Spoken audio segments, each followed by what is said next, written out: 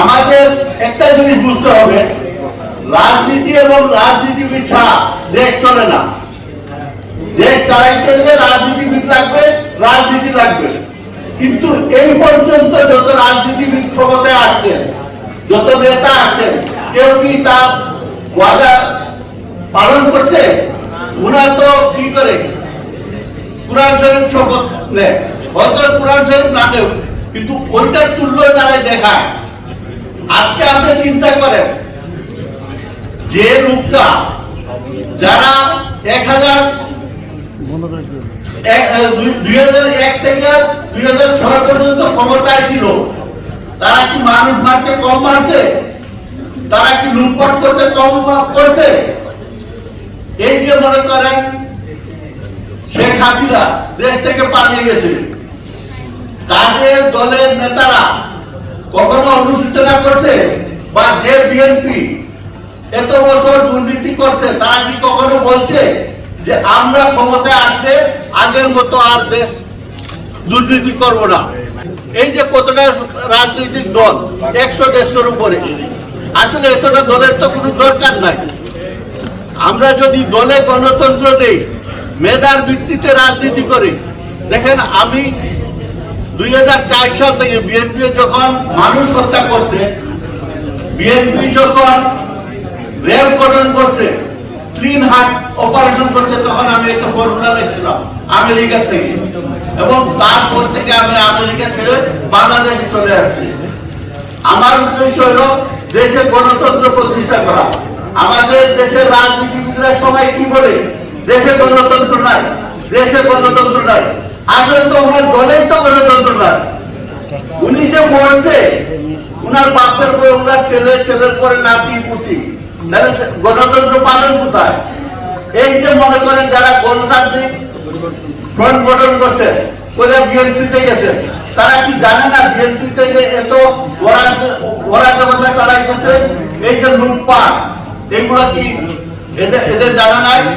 আজকে আপনারা চিন্তা করেন, এই ইউনূস সরকার আসার পরে যতটা অপরাধীকে জেল থেকে ছাড়া হয়েছে, তারা কত বড় বড় ক্রিমিনাল, এরা তো কেউ আদালতেই দেয় নাই, বলে আদালতে না গিয়ে তারা ইয়ে হয়ে গেছে, তাদের জামিন হয়ে গেছে, তাদের মামলা শেষ করা হয়ে গেছে।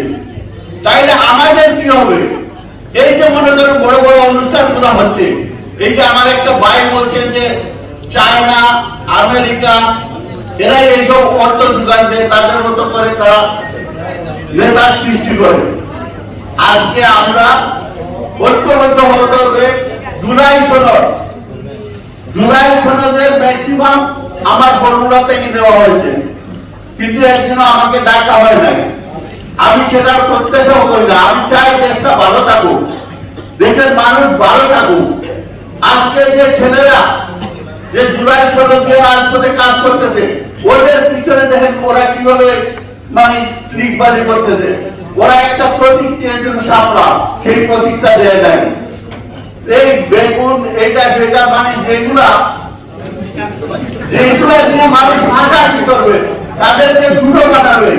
অথচ এই জুলাই আন্দোলনে যে ছেলেগুলো মারা গেছে, কয়টা বড় লোকের ছেলে মারা গেছে, কয়জন বড় নেতার ছেলে মারা গেছে, এই সাধারণ ছেলেরা, আপনার আমার ভাই বন্ধু যারা নিম্নবিত্ত মধ্যবিত্ত ছেলেরাই মারা গেছে।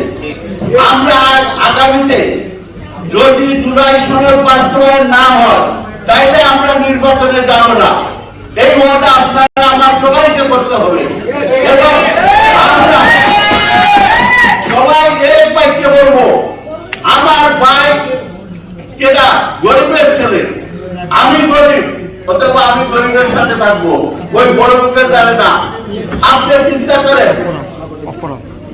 ইয়ে যে আমাদের উনি এত বছর, হ্যাঁ উনি কেন দেশে আসে না? উনার নেতারা যে কটাক্ষ করে কথা বলে, তাকে কি আমাদের আত্মসম্মানের ব্যাঘাত ঘটে না? যাই হোক, আরো বক্তারা আছেন, বক্তব্য দিবেন। আমি এইটাই চাই, আমাদের যে নেতারা আছেন তারা যেন এইটাই বলবেন যে আমরা হওয়া পর্যন্ত আমরা কোনো নির্বাচনের কথা বলবো না, আমরা নির্বাচনে যাব না। আপনারা কি রাজি আছেন? নির্বাচন করবে এই দেশে আর থাকতে পারবেন না। আমাদের এক বক্তা বলছে না যে আগামীতে আওয়ামী লীগ আসলে জবাই করতে হলে আর কিছু লাগবে না, আইনের ফাঁকি আপনারা করতে পারবেন।